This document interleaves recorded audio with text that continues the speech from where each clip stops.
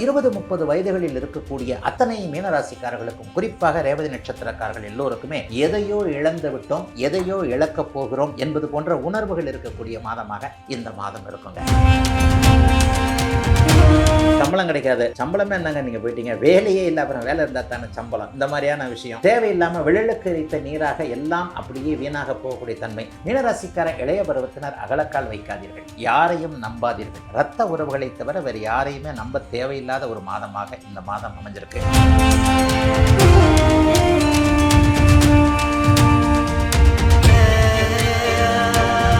மீனராசி என்பர்கள், இந்த மீனராசி என்பர்களுக்கு ஜூலை மாதத்துல என்ன மாதிரியான நன்மைகளும் பலன்களும் கொடுக்க காத்துக்கிட்டு இருக்கு குருஜி? மீனராசிக்காரர்களுக்கு எல்லா ராசிக்காரர்களுக்கும் நல்லது சொல்ல முடியாதுங்க. ராசி பலன் அப்படியே ஜாலியாகவே சொல்லிட்டு போயிடலாம். இந்த மாதிரி எல்லா 12 ராசிக்கு நல்லா தான் இருக்கும் சொல்லுவார்னு சொல்லிட்டு அப்படிலாம் சொல்ல முடியாதுங்க. உள்ளது தாங்க சொல்ல முடியும். மீனராசிக்காரங்க யாருமே நீங்கள் நல்லா இல்லைங்க. அதுவும் 20-30 வயதுகளில் இருக்கக்கூடிய எல்லாரும் ஏன்டா இருக்கிறேன்னு சொல்லிக்கிட்டு இருக்கிறீங்க. போன வருஷம் ஃபுல்லாக உத்திரட்டாதி நட்சத்திரக்காரன் ரோட்டில் தான் நின்னான். இப்போ ஒரு மாதம் ஆச்சு ரேவதி நட்சத்திரக்காரன் ஏதோ எனக்கு இடிக்குதே, கடிக்குதே, உதைக்குதே, என்னது எனக்கு ஒரே தூக்கமாக வருது, யாருமே என்னை மதிக்க மாட்டேன்றாங்களே, நான் ஏன் இருக்கிறேன், தாடியெல்லாம் ஷேர் பண்ண முடியல, பெண்களுக்கு அது வேறு விதமான ஒரு மன அழுத்தம், இப்படியே தான் போய்கிட்டு இருக்குதுங்க. மீனராசிக்காரர்கள் 30 வயதுகளில் இருக்கக்கூடிய எவருக்கும் நான் நல்ல பலன் சொல்ல போகிறதில்ல. உண்மையை தாங்க நான் சொல்லணும். அதே நேரத்தில் 30 வயதுக்கு மேற்பட்ட ஒரு நடுத்தர வயது மேற்பட்டவர்கள் எல்லாருக்குமே மிக அற்புதமாக இருக்கும். ஏன்னா ராசி பலன் என்பது வயதிற்கேற்றார் போல தான் கண்டிப்பாக நடக்கும். 15 வயது ஒரு பள்ளி மாணவனுக்கு என்னங்க இருக்கும், ஐயோ ஸ்கூலுக்கு போனாலும் டீச்சர் உதப்பாங்களே அப்படி இப்படின்னு இருக்கும். ஸ்கூலுக்கு போனால் டீச்சர் திட்டுது, வீட்டுக்கு வந்தால் அந்த அம்மா நம்மளை பிடிச்சிக்கிட்டே வாட்டுன்னு வாழ்றது, ஃபோனை பார்க்காதேன்னு சொல்லுது. இந்த அமைப்பு 60 வயசுக்கு பெரியவருக்கு இருக்குமா? இருக்கவே இருக்காது. ஆக ஜென்மச்சனி என்பது உங்களுடைய வயதிற்கேற்றார் போல பலன்களை செய்யக்கூடிய ஒன்று. ஆக 20-30 வயதுகளில் இருக்கக்கூடிய அத்தனை மீனராசிக்காரர்களுக்கும், குறிப்பாக ரேவதி நட்சத்திரக்காரர்கள் எல்லோருக்குமே எதையோ இழந்து விட்டோம், எதையோ இழக்கப் போகிறோம் என்பது போன்ற உணர்வுகள் இருக்கக்கூடிய மாதமாக இந்த மாதம் இருக்குங்க.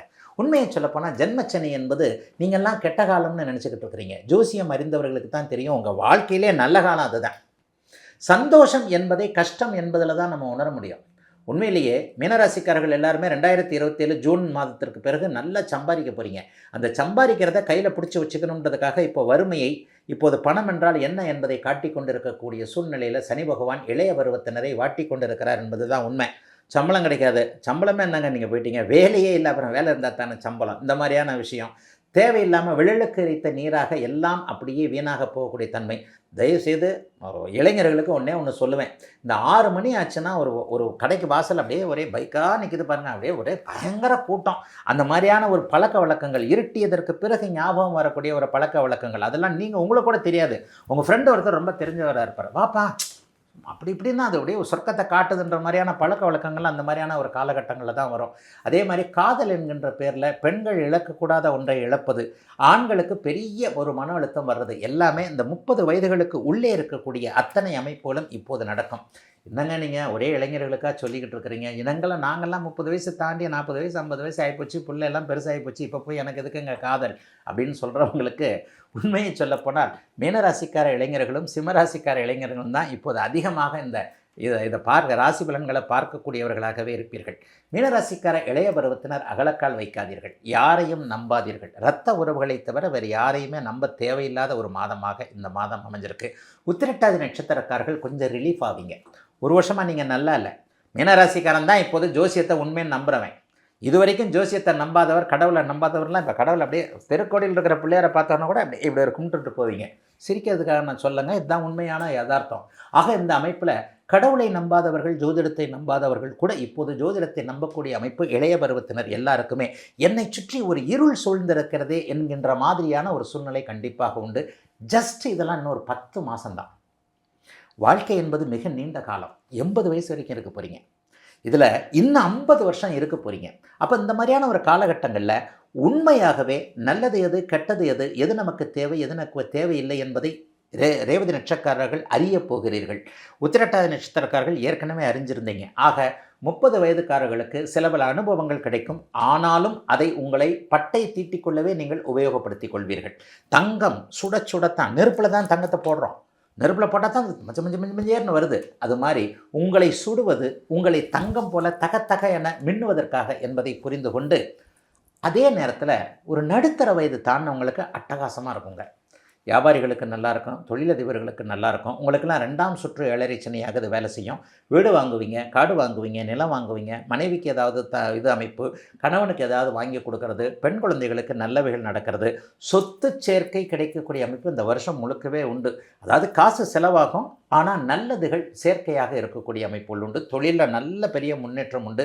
இந்த மாதிரி இன்னொன்று, இந்த இளைய பருவத்தினரில் இன்னொன்று சொல்லுவேன். ஏன்னா மீனராசிக்கு கொஞ்சம் துல்லியமாகவே சொல்லுவேன். பௌர்ணமிக்கு பக்கத்தில் பிறந்தவர்கள், சந்திரன் சுபத்துவமாக இருப்பவர்களுக்கு பெரிய கஷ்டங்கள் இருக்காது.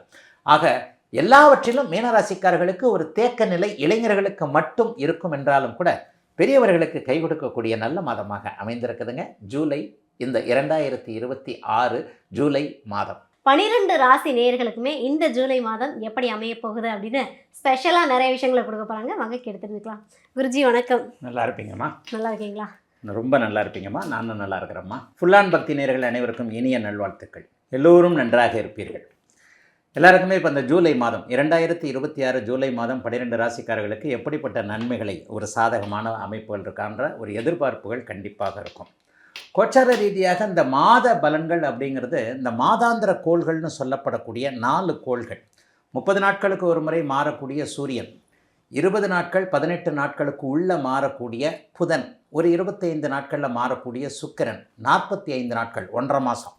இந்த 4 கிரகங்களும் ஒரு மாற்றத்தை அவ்வப்போது 45 நாட்களுக்கு ஒரு முறை, 30 நாட்களுக்கு, 20-25 நாட்களுக்கு ஒரு முறை மாறக்கூடியது.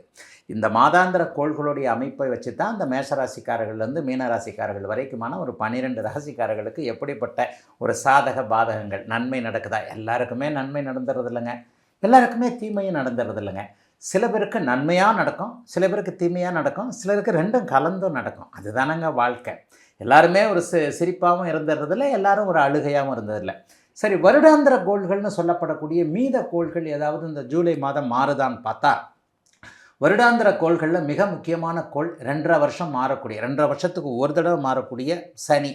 சனி இந்த மாதத்தில் எந்த விதமான மாற்றமும் இல்லை. குரு போன மாதம்தான் மாறினார். ஜூன் மாதம் 2ஆம் தேதி தான் குரு பயிற்சி நடந்தது, உச்சகுரு பயிற்சி. அதனை எடுத்து பார்த்திங்கன்னா ராகு கேது ஆகிய இந்த 2 கிரகங்களும் 1.5 வருஷத்துக்கு ஒரு முறை மாறும். ஆக இந்த கிரகங்கள், இந்த 4 கிரகங்கள் இந்த ஜூலை மாதத்தில் எந்த விதத்திலும் ஒரு பெயர்ச்சி ஆகாமல் அவைகள் இருக்கின்ற இடத்திலேயே இருக்கின்றன. போன மாதம்தான் குரு பயிற்சி நடந்தது. மற்றபடி இன்னொரு மீதமுள்ள ஒரே ஒரு கிரகம் சந்திரன். இந்த சந்திரன் பார்த்திங்கன்னா ரொம்ப ஸ்பீடு கிரகம். ஒரு நாளைக்கு ஒரு நட்சத்திரன்ற வீதியில் 2 நாளைக்கு ஒரு தடவை அவர் தான் மனிதர்களை இயக்கி கொண்டிருக்கக்கூடிய ஒரு அமைப்பு. சூரியன் இப்போது மாறுகிறார். ஆம், ஜூலை மாதத்தில் 15ஆம் தேதிக்கு பிறகு சூரிய மாற்றம் கண்டிப்பாக உண்டு. மிதுன வீட்டிற்கு மாறுவார். முக்கியமான பயிற்சி எதுனா இருக்கா? ஆமாங்க, ஃபஸ்ட்டு வாரத்திலேயே செவ்வாய் மாறுறார். இப்போது மேஷத்தில் ஆட்சியாக இருக்கக்கூடிய செவ்வாய் ரிஷபத்திற்கு மாறுவது ஒரு நிலையில் நல்லது. ஏன்னா செவ்வாய் சுபருடைய வீட்டிற்கு மாறக்கூடிய ஒரு அமைப்பு ரொம்ப பெரிய நல்ல அமைப்பு. இந்த மாதத்தில், இந்த ஜூலை மாதத்தில் குறிப்பிடத்தக்க அளவில் ஏதாவது நல்லவைகள் இருக்கா அப்படின்னு பார்த்தீங்கன்னா, 3 சுபர்கள் என்று சொல்லப்படக்கூடிய குருவும் சுக்கிரனும் புதனும் கடக வீட்டில் ஜம்முன்னு அப்படியே உட்காந்து மகர வீட்டை பார்க்குறாங்க. இது ஒரு பெரிய அளவில் நல்ல மாற்றம். புதன் பாதி நாட்களுக்கு பிறகு தன்னுடைய சொந்த வீட்டிற்கு போகக்கூடிய அமைப்பு மிகப்பெரிய யோக அமைப்பு. சனியை குரு பார்ப்பதும் மிகப்பெரிய நல்ல அமைப்பு. கிரகங்கள் ஓரளவிற்கு பரவலாக, இந்த கிரகமாளிகை யோகம்னு சொல்லுவோம். சனி ஒரு இடத்துல, அதுக்கு பக்கத்திலேயே செவ்வாய், அதுக்கு பக்கத்தில் சூரியன், அதுக்கு பக்கத்தில் புதன், அதுக்கப்புறம் சுக்கிரன் குருன்னு சொல்லிட்டு பரவலாக இருக்கக்கூடிய, ஒருவரை ஒருவர் சாராமல் இருக்கக்கூடிய, மிக முக்கியமாக ராகு கேதுக்களோடு சேர்ந்து இருக்கக்கூடாத இந்த அமைப்பு 12 ராசிக்காரர்களுக்குமே ஓரளவுக்கு நல்ல பலன்களை தரக்கூடிய ஒரு நல்ல அமைப்பு தாங்க. உண்மையிலேயே கோச்சார பலன் என்கின்றது ஒரு 30% மட்டுமே ஒரு மனிதனை பாதிக்கக்கூடிய ஒன்று. பாதிக்கவோ நல்லதுகளை செய்கிறதுக்கோ உங்களுடைய யூனிக்குன்னு சொல்லுவோம் இல்லையா? ஒவ்வொரு மனிதரும் இந்த 5 வரலும், இந்த 10 வரலும் ஒரே மாதிரி இருக்கிறதில்ல. எல்லாருக்குமே கூடிய ஒரு தனித்தனி குணங்கள் இருக்கின்றன இல்லையா? இதை காட்டுவது உங்களுடைய பிறந்த ஜாதக அமைப்பு. ஒரு மனிதனுக்கு பிறந்த ஜாதக அமைப்பில் நல்ல தசாபுக்திகள் நடந்துக்கிட்டு இருந்ததுன்னு வைங்க. இப்போ இந்த கோச்சார ரீதியில் ஒரு வண்டி, மாட்டு வண்டி போகுது, ஒரு வண்டி இருக்குதுன்னு வைங்க. அந்த வண்டிக்கு 2 சக்கரம், ஒரு ஸ்கூட்டர் சிங்கிள் சக்கரத்தில் போயிடாது. ஒரு கார் 2 சைடும் சக்கரம் இருந்து 4 சக்கரத்தில் தான் போகுது. ஒரு சைக்கிளோ எதாக இருந்தாலும் 2 சக்கரங்கள் வேண்டும் என்கின்ற ஒரு அமைப்பின் அடிப்படையில் இப்போது நாம் பேசக்கூடிய மாதாந்திர பலன்கள் என்கின்ற கோச்சாரம் ஒரு சக்கரமாகவும், உங்களுடைய பிறந்த ஜாதக அமைப்பில் உங்களுக்கு நடந்து கொண்டிருக்கின்ற தசாபுக்தி அமைப்புகள் ஒரு சக்கரமாகவும் இருக்குங்க. இந்த 2 சக்கரத்தில் தாங்க நம்ம வாழ்க்கை படகு போகிறது.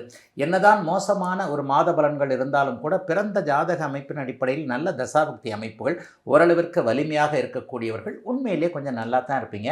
ஆனாலும் ஒன்று பொதுவாக சொல்லிடுறேன், பெரும்பாலும் கிரகங்கள் பாதிக்கப்படாமல் சுபத்துவமாக இயல்பாக ராகு கேதுக்களுடன் சேராமல் கெட்ட கிரகம் என்று சொல்லப்படக்கூடிய சனி உச்சகுருவின் பார்வையில் இருப்பதால் ஆரம்ப முன்னுரையாகவே 12 ராசிக்காரர்களுக்கும் ஓரளவிற்கேனும் நல்லவைகளை தரக்கூடிய அமைப்பு தாங்க இந்த ஜூலை மாதம் அமைந்திருக்கிறது.